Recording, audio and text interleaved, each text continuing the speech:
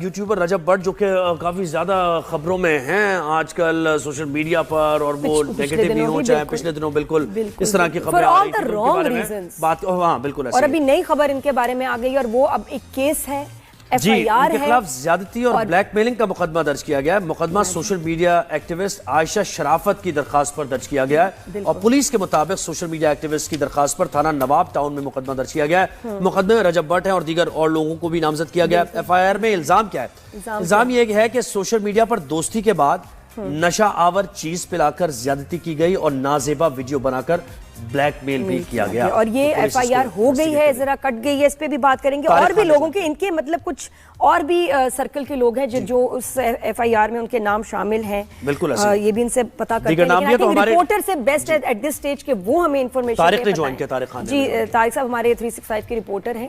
جی السلام علیکم۔ وعلیکم السلام۔ جی طارق صاحب پلیز بتائیے گا یہ اس کے بارے میں جو خبر ہم نے سنی ہے، یہ ایف آئی آر کٹ گئی ہے، ہو گئی ہے، اس کے بارے میں جو ڈیٹیل ہے ہمیں بتائیں۔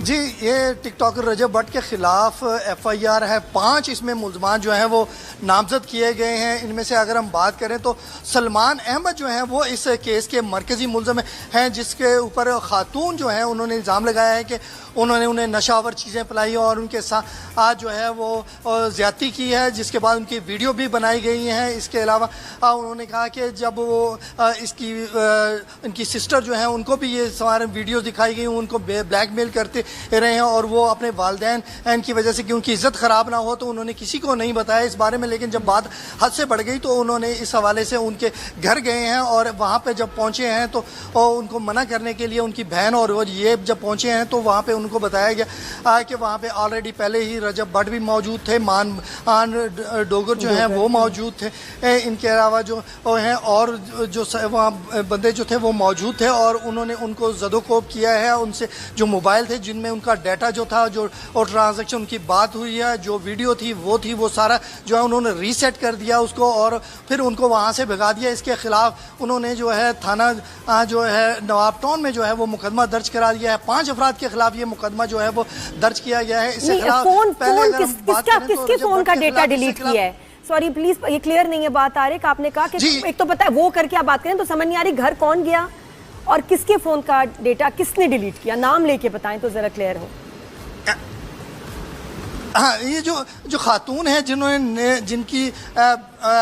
مقدمہ عائشہ وہ ہیں، جی یہ دونوں بہنیں جو ہیں وہ گئی ہیں ان کے گھر، سلمان احمد کے گھر، تاکہ وہ ڈیٹا جو ان کے پاس موجود ہے، ویڈیوز جو انہوں نے ریکارڈ کی تھی وہ جو ہے اس کو ڈیلیٹ وہ اپنے آپ سے وہاں اپنے طرف سے کر دیں جو ان کے پاس موجود ہیں، تاکہ ان کی بدنامی جو ہے وہ نہ ہو اور اس کو مزید نہ پھیلایا جائے۔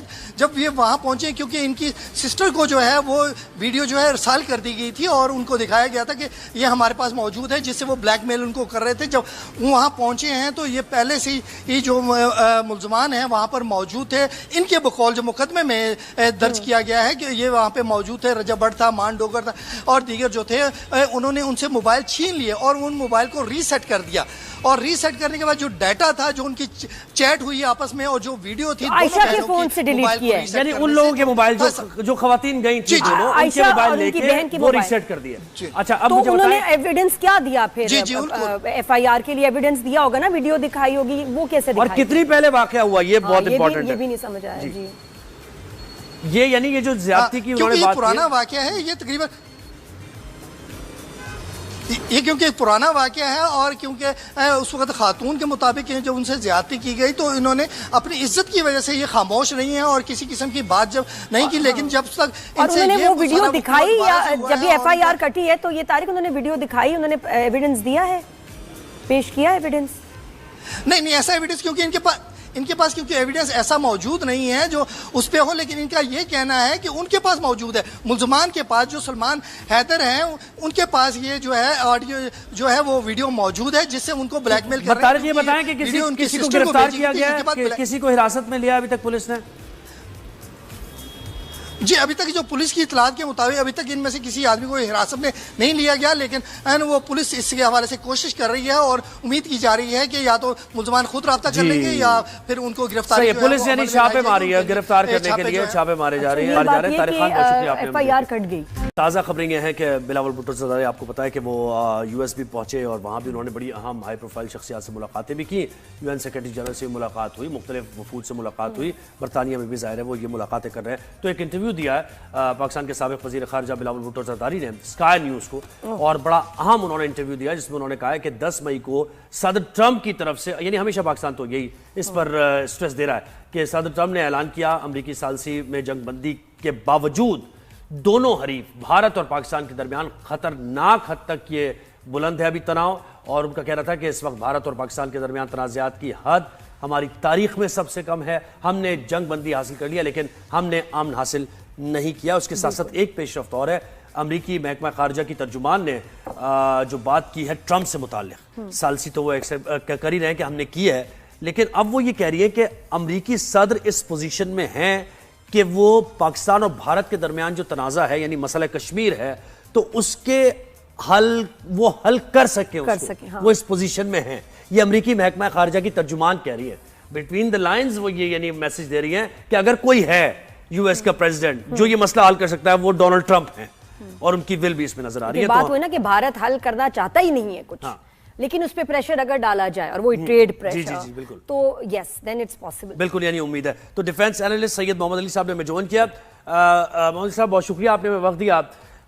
बिलावल भुट्टो ज़रदारी के ये दौरा है, वफ्द के साथ वो गए हैं, मुख्तलिफ मुलाकातें उनकी वफूद के साथ भी हुई हैं, आप इसको ओवरऑल कैसे देखते हैं? और ये जो इंटरव्यू में बात की इसकी फिर बाद में बात करेंगे हम। बहुत शुक्रिया। देखिए, मैं समझता हूँ कि जो बिलावल भुट्टो ज़रदारी का दौरा है और इसमें ये एक आला सतही वफ्द है, मैं बताना चाहता हूँ, जो कि पार्लिमान का है, जिसमें मुख्तलिफ पार्टी के PMLN के, MQM के, दीगर पार्टीज के जो बड़े अहम मेंबर पार्लियामेंट हैं वो भी शामिल हैं, जिससे ये बात साबित होती है कि ये जो हमारा एक सिफारती वफ्द है ये सिर्फ हुकूमत का तर्जुमान नहीं है, बल्कि वो पाकिस्तान की पार्लियामान की बड़ी तमाम जमातों की सोच और नजरिए की तर्जुमानी करता है। तो ये बताना बहुत जरूरी है।